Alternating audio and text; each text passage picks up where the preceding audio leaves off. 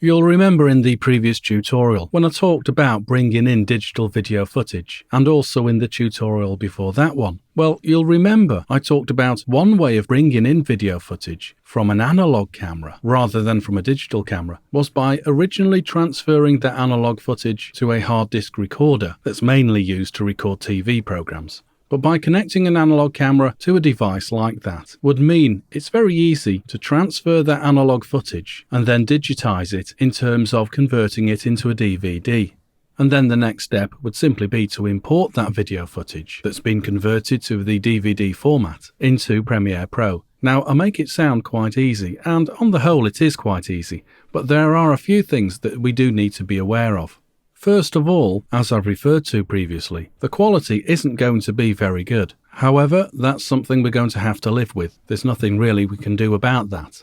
Another issue is the way that DVDs are created. They're not ideal really when you want to transfer or import into Premiere Pro, in that they're quite a slow medium. So a suggestion would be copy the files from the DVD onto your hard drive, and then you can simply import from there. It will be a much faster and much more smooth process once you start editing. And also a major obstacle when you rip from a DVD is that Premiere Pro references the DVD files, but from the DVD itself. So should you remove the DVD from your disk drive, then from that point Premiere Pro won't have those files to work with. They will be registered as offline.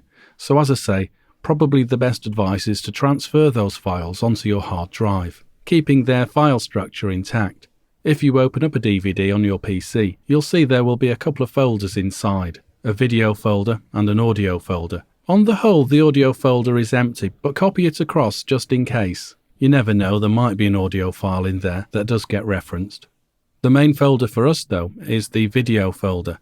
If you look inside a video folder, you'll see that the video files themselves are the larger file sizes. Any small ones are probably menus or something like that. But the larger files are video files, and they'll be indicated with the suffix VOB, VOB, video object. Well, that's what we're really looking for. Anyway, that's the theory. What I am going to do in this tutorial is go through the process of bringing in a DVD, but actually from the DVD itself, rather than copying it across and keeping a copy on my hard drive, despite me telling you that that's probably the best way to do it.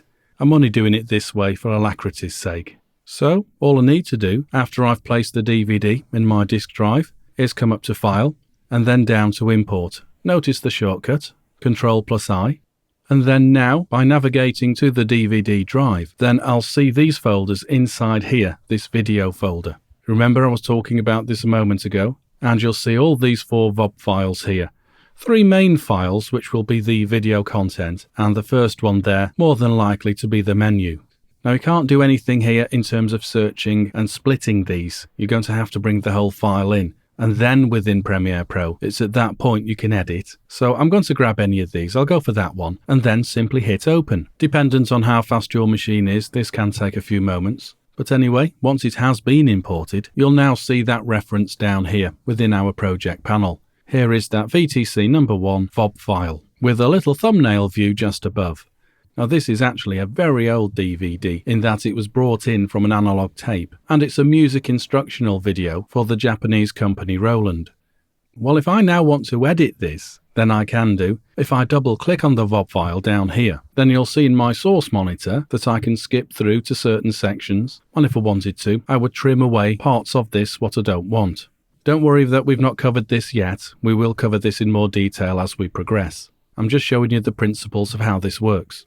Now, of course, because this has been brought in from a DVD, although originally an analog video cassette, you'll notice in the information down here in the project panel that we do see pertinent information, such as it's been recorded at 48,000 Hz, the audio is compressed, the audio is stereo, but importantly, just above, we'll see that the frame rate is 25 frames per second. And that's only because it has been converted to a DVD using the PAL format here in the UK that, as we now know, runs at 25 frames per second. If this had been brought in from an NTSC DVD, then the frame rate there would say 30 frames per second, or just below anyway, 29.97.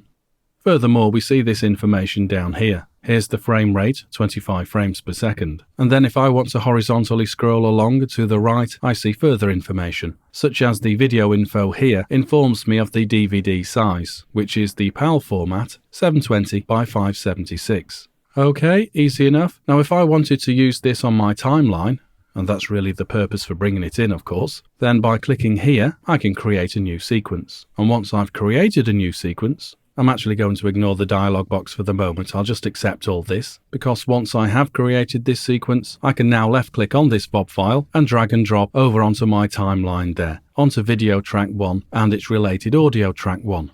And that's it really. That's the simple process of importing a DVD. Now remember, this DVD doesn't have to have been a converted analog tape, but we've done it this way so that you can see the process.